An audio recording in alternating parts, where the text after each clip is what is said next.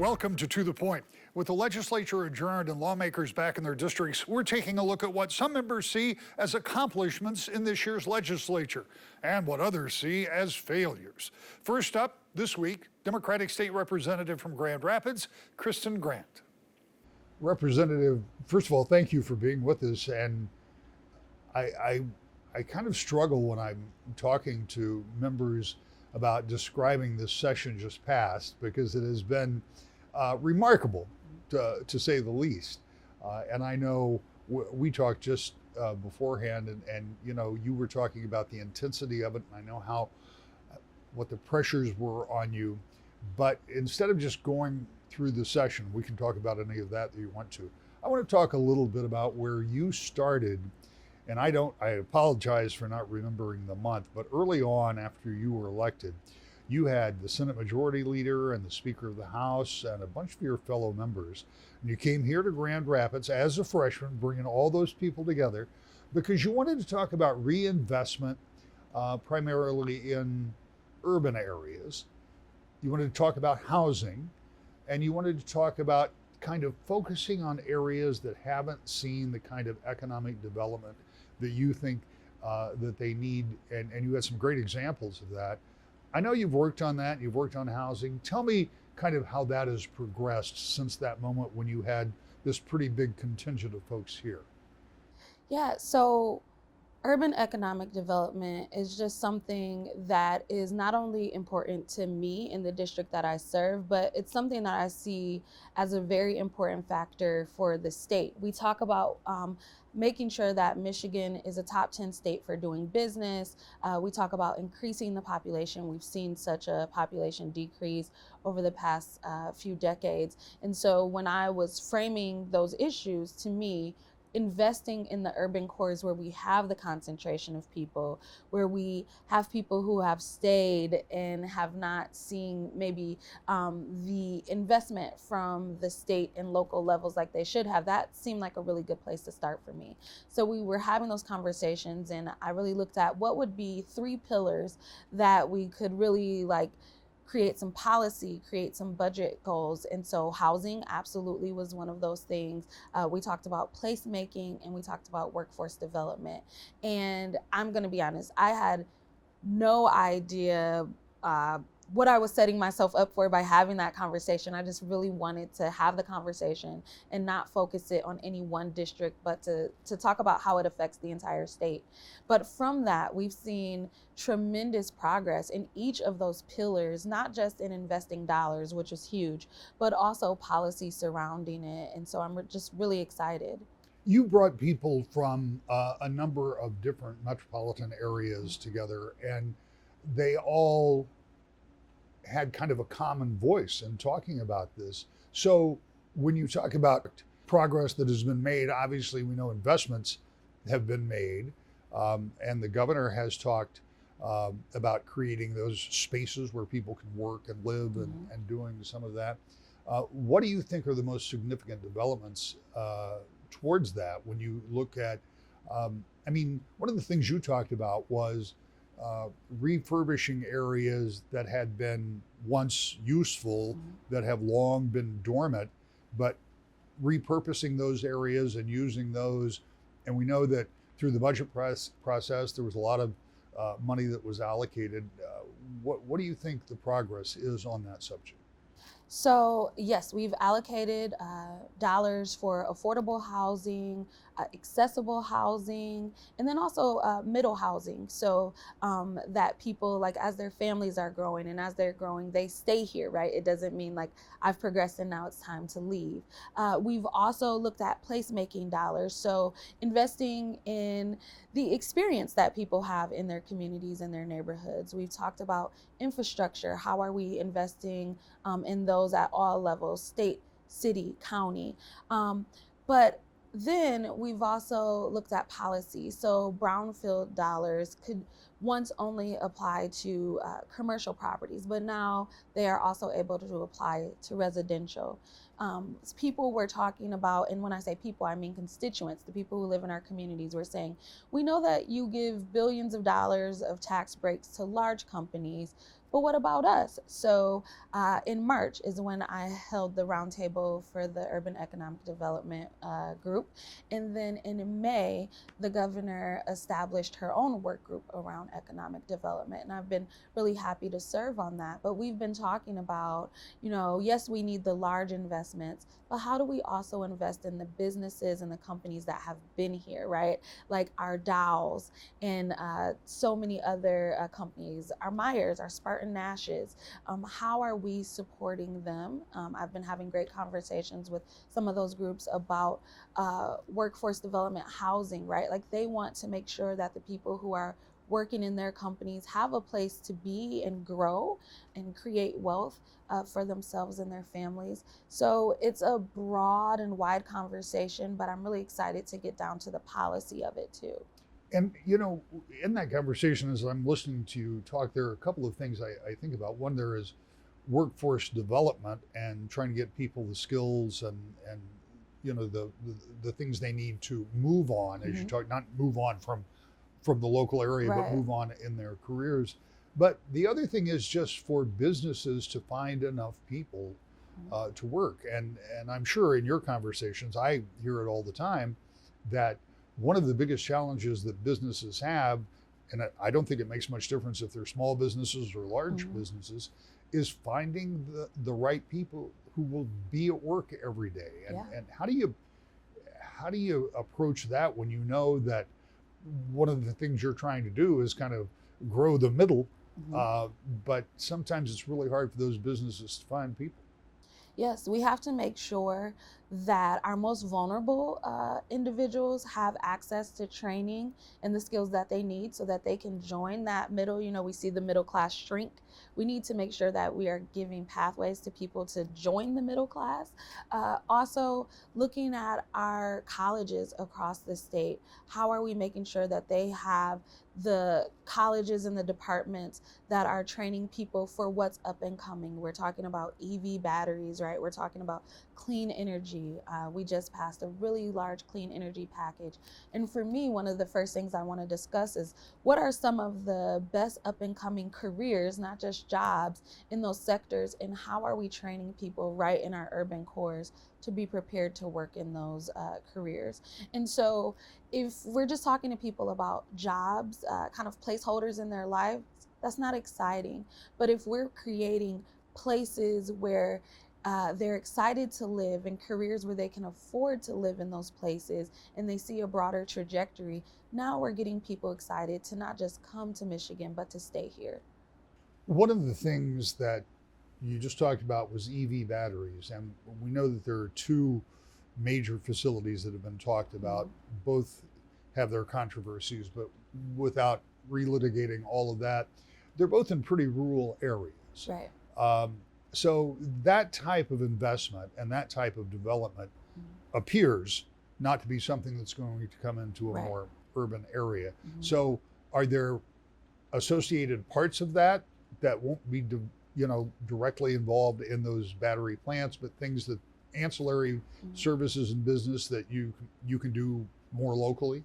Well, I think that's a part of the discussion. We have discussed how we're doing economic development and how we need to do economic development. So looking at the sites, the empty brownfield sites or the empty manufacturing sites that we have right here in the middle of our cities, I have several in my district.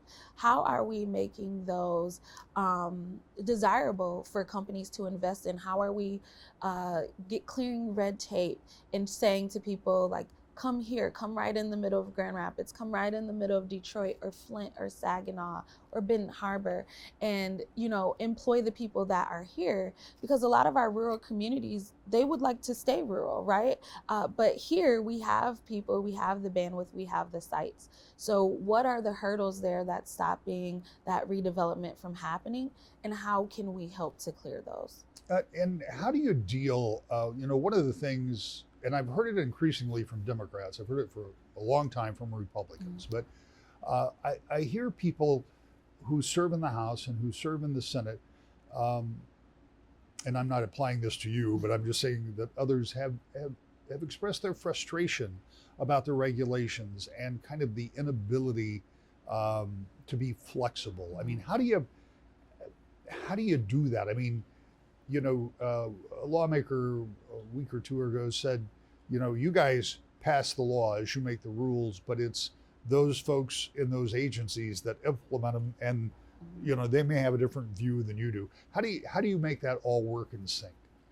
Well, if I had a succinct answer for that, I think I think I'd be a pretty hot commodity. But that's the conversation. What is the balance between enough regulation so that we make sure deals are good, processes are safe, right? That it has the best interest of the people, while also balancing being nimble, being able to be innovative and creative. We're still trying to find that balance. But I think that there has to be a stronger connection between our locals and our more like state level departments, being willing to have that flexibility where it's not us versus them, right? Like where we're not removing local control or giving everything to local, but a good balance between the two. One thing we've seen in those EV projects is that local communities don't feel like they've had the voice that they wanted to have. So when we're talking about a new process for economic development, we've talked about what is that community voice? What is that community benefit, right? We know what benefit the companies are going to have. And if they come, we know, what that looks like, how many jobs. But one day, if they decide to pack up and leave, how do we make sure that everything isn't ripped away from those communities? But instead, it's unfortunate that they left, but we still have new programs, new housing, new investments into the community that will stay either way. And so that is kind of the conversation we're having about economic development now and where we would like to go. And finding out the best way to implement those things is really where the work lies. While Democrats seem to agree that on balance it was a good legislative session and it did see a lot of Democratic priorities passed, Republicans, on the other hand, see it differently. And up next, one Republican who thinks one of the worst pieces of legislation passed was done just before lawmakers left town. That's next. To the Point. Welcome back to The Point. This week, Governor Whitmer signed a new energy plan that she says is clean and will be an advantage for the state. My next guest says the energy plan is a bad deal for Michigan. Republican Representative Pauline Wendzel from Watervliet is the minority vice chair of the Energy Committee in the House and talks about the new electricity generation plan. I want to talk to you about the energy policy that was developed in the House and the Senate by Democrats, passed by Democrats. And we talked about it before, you as the minority vice chair of Energy Committee over in the House. And you were not happy at that time when we talked about what was proposed to be in the bill. And given no Republicans voted for it, I assume you're still not completely satisfied with what came out of it. Tell me about the bill and what about it you have problems with. And you pointed out that these bills are very important to me, and you're correct, but they are important to our entire state and for generations to come.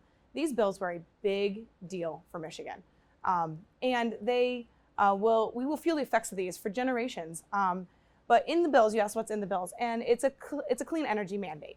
And I won't get into the weeds on when and how, but virtually we're going to wind and solar almost entirely in the very near future, 2040.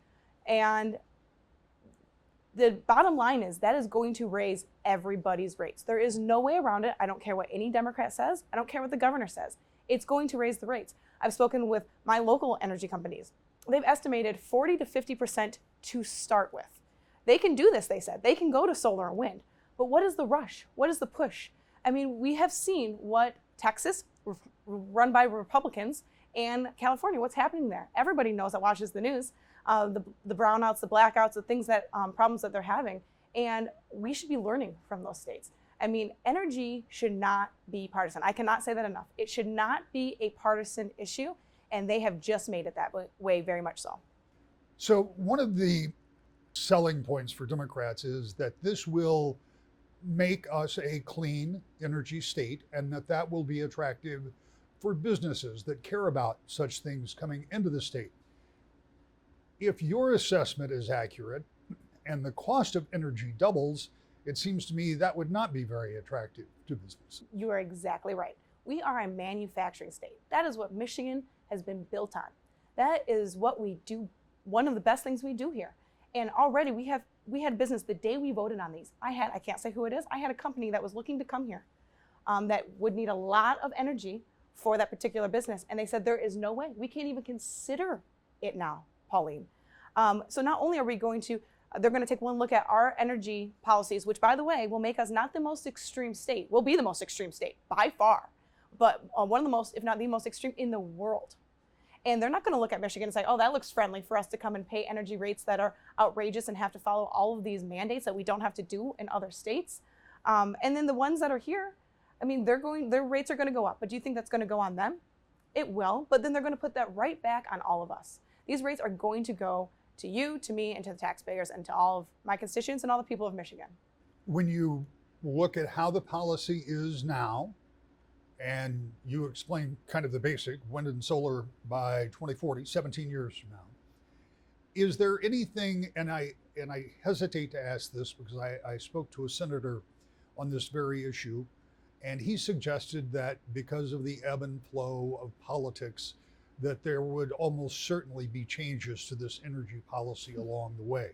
But we know in its current incarnation, this legislature can't do anything about it. Is that either your belief or your hope that there can be something done if indeed it does start to raise prices in the way that you believe it will? I hope for the future of the state of Michigan that is true. I hope that Republicans will gain control and we will be able to make some much needed changes to this very important and very complex policy issues. The day of the vote, it was not an easy vote. I believe we were out on the floor on that day until maybe 1:30-ish. I know we had so many late nights recently. I don't remember what time, but that was a really late night. And it was because many Democrats knew these were bad bills. They knew that they didn't want to take these votes.